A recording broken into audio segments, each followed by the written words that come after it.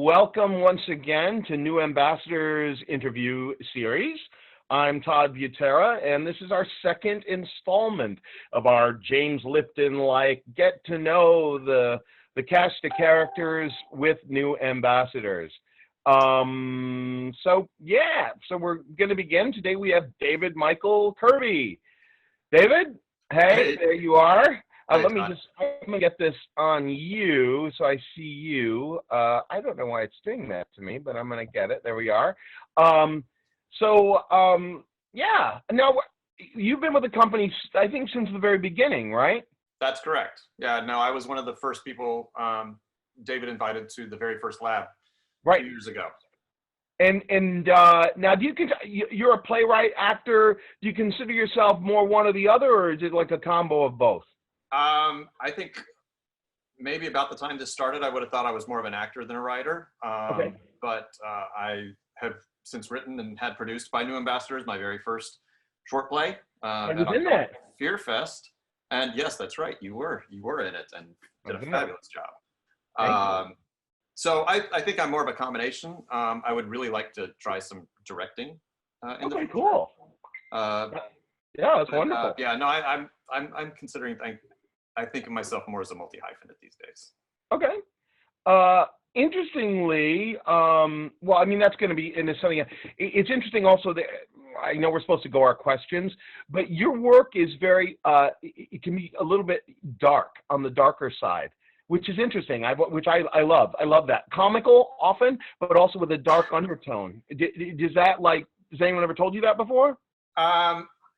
I don't necessarily think of it as dark, as maybe a little more mystical or mysterious.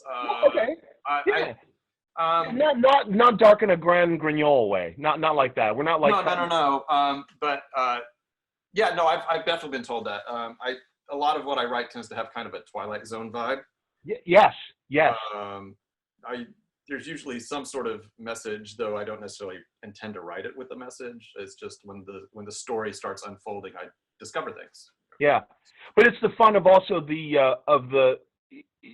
well, I mean, I think any good play or TV show or any good story is that it's almost like there's a little bit of a mystery, something to find out and something to take away, which one of the things I think is lovely that you do is that it's also not specific. You can come away with what you think in your own mind, and you can argue it a couple of different ways, or discuss it and be like, this is what I got out of it, which I think is terrific. No, yeah, and that's not anything you can plan for or try to do. I mean, the play, that Good Night at the Empyrean Cafe that you were in, it actually just started with an idea of writing something with a set of characters that could be played by anybody of any race, of any gender, of any age, that the parts would be interchangeable, and then each time it was presented, you would definitely take something away from it differently depending on who's playing what role. Yeah, no, that's very cool. Well, let's delve into some questions here. I know we went on a tangent, but that's what this is about. You look good. You don't look like you've been in quarantine. You clean up nice, but I think you always clean up nice.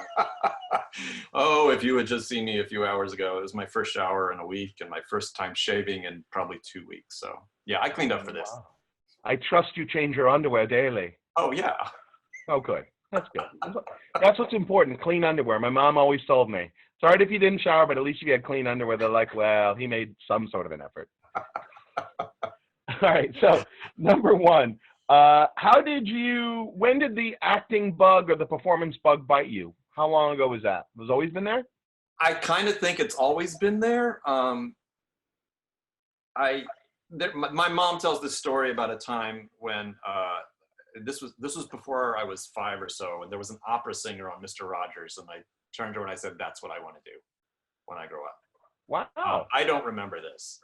But my first time that I really remember performing was 3rd grade, and our school, my elementary school, was doing a school-wide sort of musicale celebration presentation for the country's bicentennial. Which gives you an idea how old I am.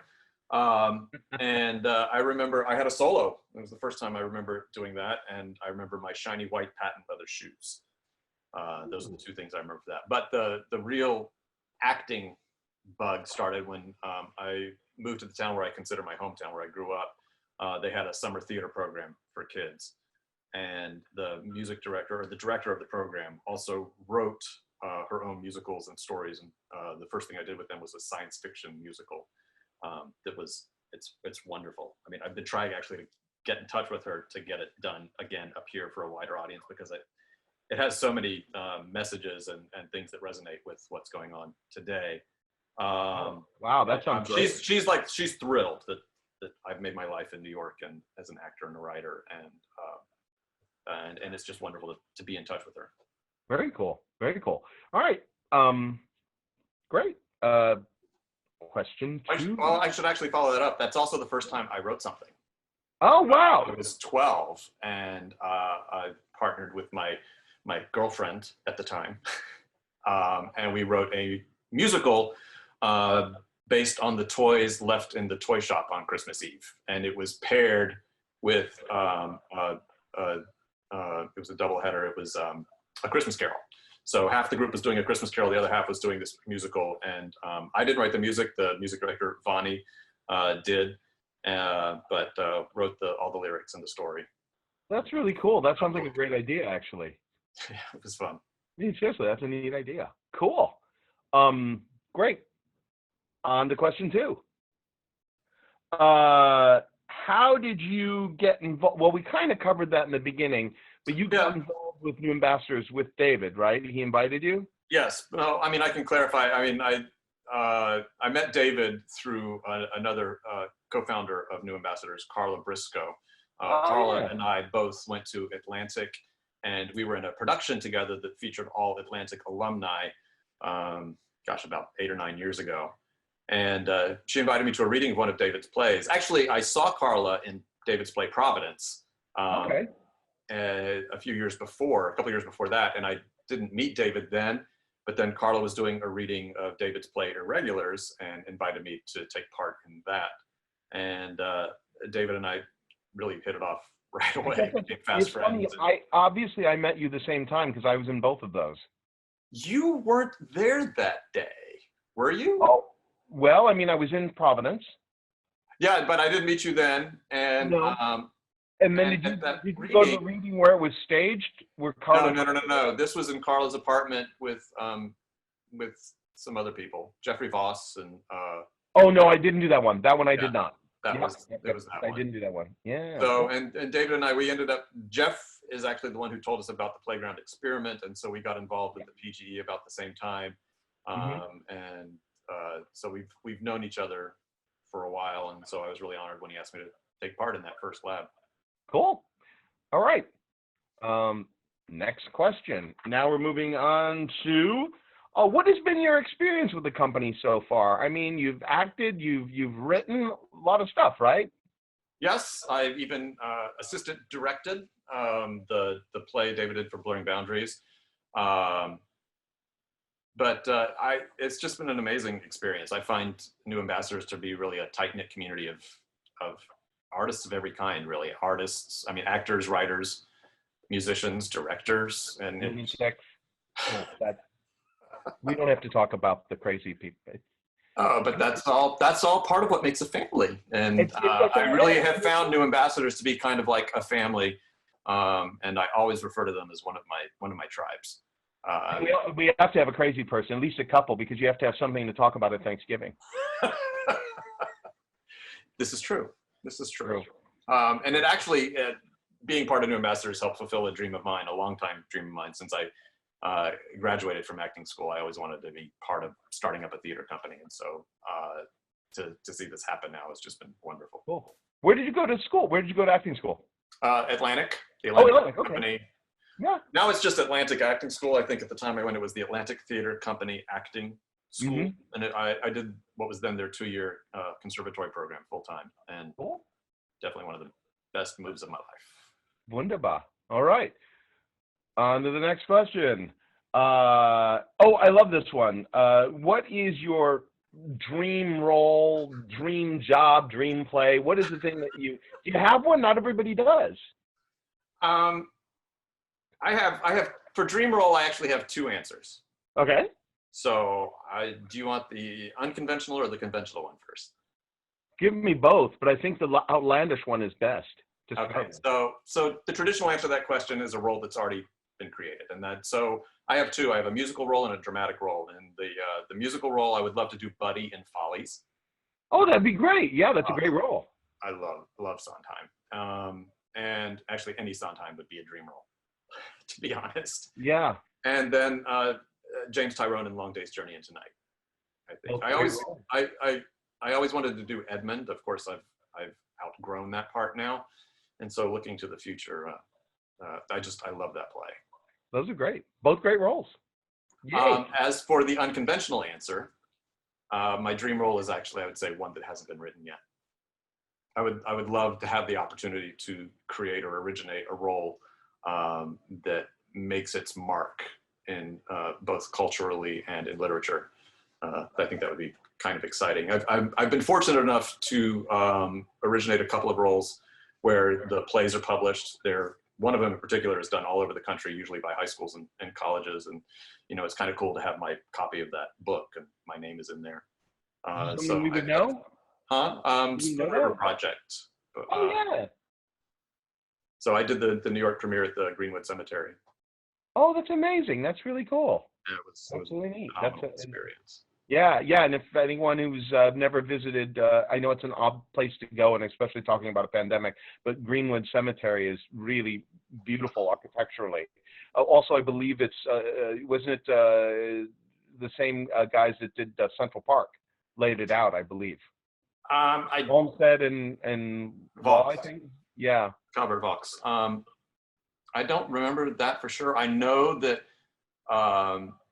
the cemetery, because that's before there were places like parks, that's where people would go and picnic and stuff. Yes. So it was kind of an inspiration for creating the parks that we know today. Central Park and Prospect Park. That's really cool. All right. Moving on. Oh, this is also, and I got a couple of favorite questions. This one's really cool. If you were not an actor, writer, director, what would you have done? What would have been the thing you would have done? I honestly don't know. When I was a kid, I thought it was going to be medicine. Okay.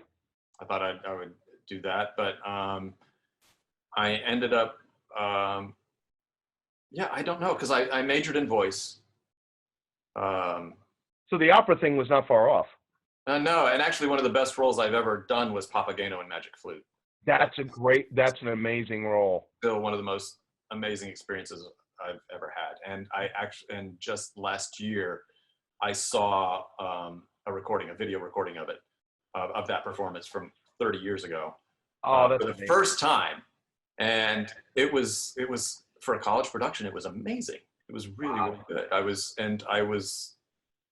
honestly impressed with everyone and the level of performance. But I think that's one of the best operas for people who have never seen an opera. Any Mozart.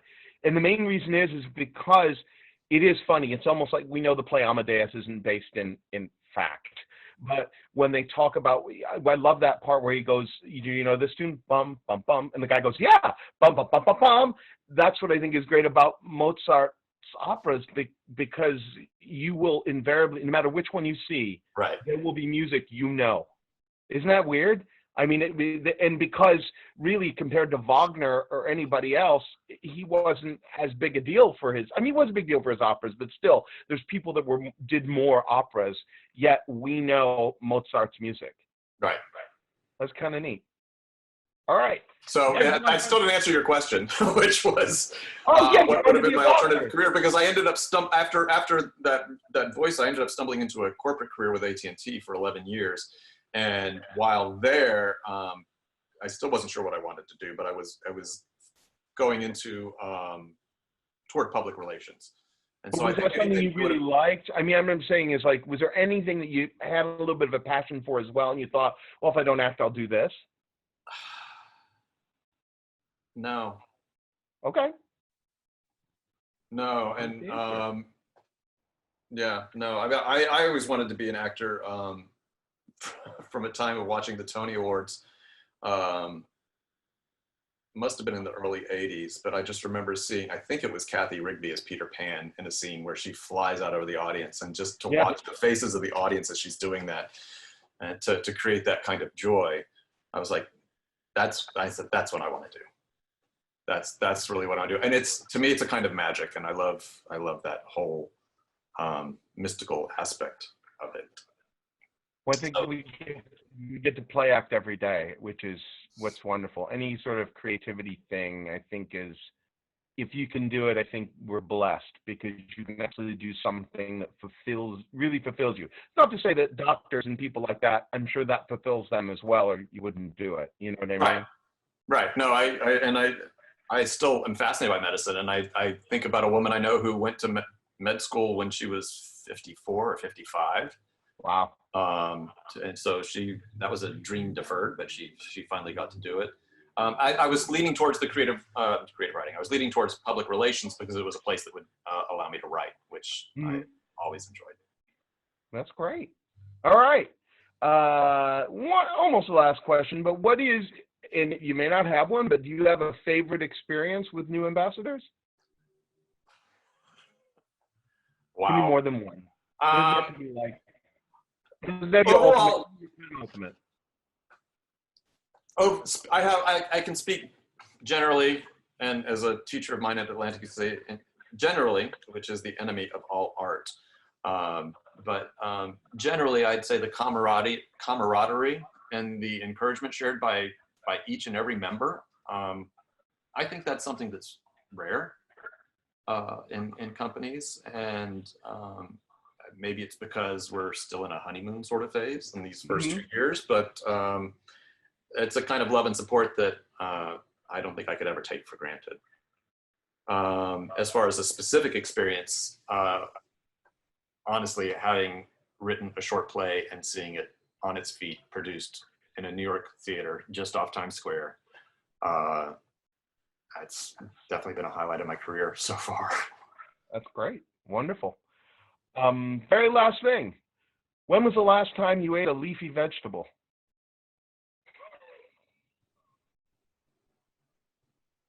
In the last week, I had spinach. But Nice. I don't remember which day it was, but it was recent. Once a week is better than none at all. I mean, I know I'm baking. I like my greens.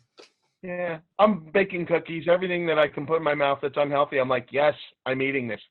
Yeah, no, I'm the kind of person we always would buy cookies and have them in the house. And then since all this started, I've started baking, and I'm like, oh my gosh, I can make so many more cookies for so much less money. And yep, yet there's more cookies, and I'm eating them just as fast as the bag I got. So I put mine in the freezer. I made chocolate chip cookies, and I put them in the freezer, and I take out 2 every day, and that's it. Because if I leave them out, I will eat 6 in a sitting. That's smart. Unfortunately, I don't have room in my freezer for the body parts cookies. Yeah. All right. I think that wraps it up. Thank you so much. I appreciate your time. I know that sounds silly in the time of COVID, because we're all looking and going, wow, all I got is time. But no, that was brilliant, brilliant fun. It was great getting to know more about you, even for myself. And I look forward to the time when we can all share cookies and leafy greens in person. Amen. I cannot wait. All right. Thank you so much. All right. Have a great night. All right. Bye. Bye.